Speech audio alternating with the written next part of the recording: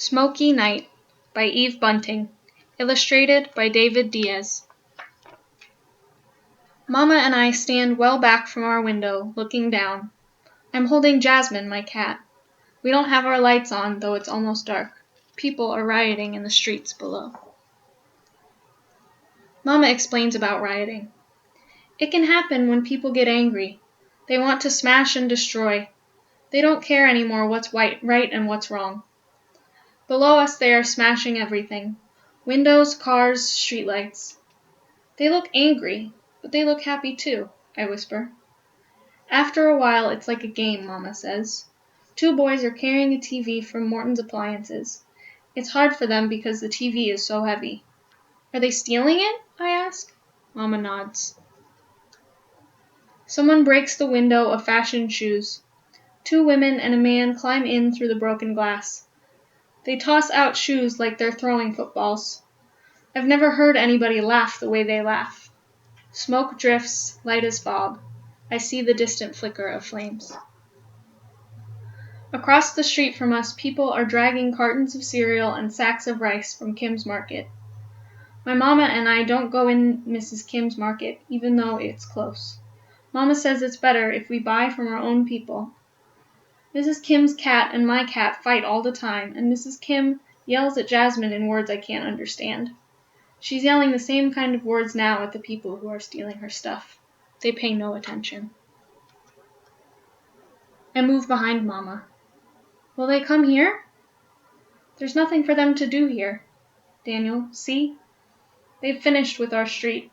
They're moving on. Our street is emptying. One last man is staggering under a pile of clothes he's taken from the dry cleaners. The plastic bags are still over them. We'll sleep together tonight, Mama tells me. She makes me wash my face and brush my teeth. I'm to take off my shoes, but I leave on my clothes. She puts me next to the wall. I hold Jasmine. I can't sleep, I say. Shh, Mama whispers. Close your eyes. I do. I guess I sleep. Next thing I know, Mama is shaking me. Quick, Daniel, get up! There's a terrible smell of smoke. Someone's pounding on our apartment door. Fire! Fire! I'm suddenly awake. Where's Jasmine? I run to the closet. Sometimes Jasmine sleeps on a shelf. Mama's screaming at me. We can't wait. Jasmine's gone. Put on your shoes. Hurry. We rush down the stairs. Others crowd around us. The smoke makes me cough. Mr. Ramirez is in front of us, carrying Lissa and the baby, who are both howling. Those people are hooligans, he shouts over his shoulder. Hooligans! Mrs. Ramirez is ahead of him. She's holding the cage with Loco, their parrot. Loco's squawking something awful. Did you see Jasmine, Mr. Ramirez? I shout. He shakes his head, but I don't think he even hears me. Don't touch the railing, he warns. It's hot. Outside, the sky is a hazy orange. Flames pounce up the side of our building. 3 fire engines scream to a stop. Firefighters jump out, running, pulling hoses. I see our window where Mama and I had stood. The fire hasn't reached it yet.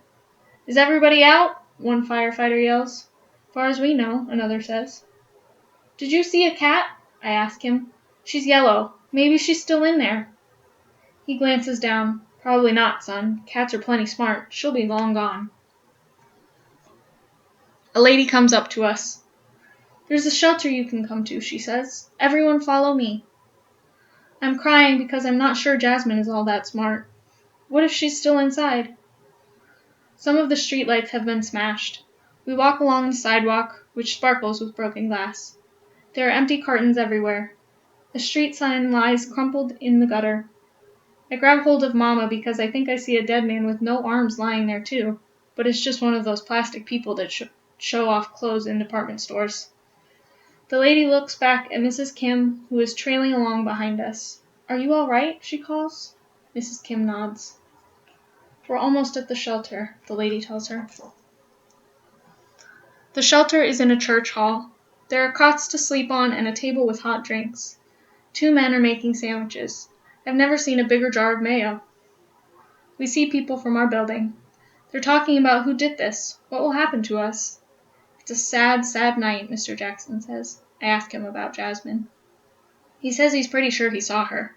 She got out, Daniel, he tells me. I hope he's not just trying to make me feel better. Did you see my cat? Mrs. Kim asks. He's orange. He's the color of carrots, I say, and I almost add, and he's fat and mean. But I don't. A girl gives me a mug of hot chocolate. I wish it had more sugar. When I finish drinking it, Mama says I should lie down. She's always making me lie down. People keep coming. Some of them are crying. One woman screams and screams. I hide under my blanket. Then Mama says, Daniel, look! And there is the firefighter who was at our building. He is standing in the open door with the Smoky Night behind him, and I see that he's carrying a cat under each arm. That was how Mr. Ramirez carried Lissa and the baby. The cats are howling too. Jasmine! The blanket's caught on my foot, and I'm trailing it. Oh, thank you for finding her. The other cat is mine. Mrs. Kim takes her big, fat, mean, old orange cat and holds him close. I am kissing Jasmine. She smells of smoke. Where was she? I asked the firefighter. The two of them were under the stairs, yowling and screeching, he says. He takes a mug of hot chocolate. I like him so much. I wish I had a whole barrel of sugar for his drink. The cats were together, Mrs. Kim asks. The firefighter nods. They were so scared they were holding paws. I grin. No, they weren't. What about our building? Mr. Ramirez asks. The fire's out. You'll be able to go back in a day or two. A woman puts down a dish of milk. Here, kitty, kitty, she calls.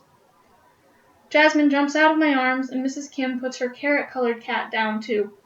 The cats drink from the same dish. Milk isn't that good for cats, but I don't say that either. Look at that! Mama is all amazed. I thought those two didn't like each other. They probably didn't know each other before, I explain. Now they do. Everyone looks at me, and it's suddenly very quiet. Did I say something wrong? I whisper to Mama. No, Daniel. Mama's tugging her fingers the way she does when she's nervous. My name is Gina, she tells Mrs. Kim. Perhaps when things settle down, you and your cat will come over and share a dish of milk with us. I think that's pretty funny, but nobody laughs. Mrs. Kim picks up her cat and strokes him. She's staring at the wall. Maybe she's not going to say anything. But then she looks across at Mama. Thank you, she says. We will come. Mama smiles. I reach out and stroke Mrs. Kim's big old orange cat, too. Can you hear him, Mrs. Kim? I ask. He's purring. The end.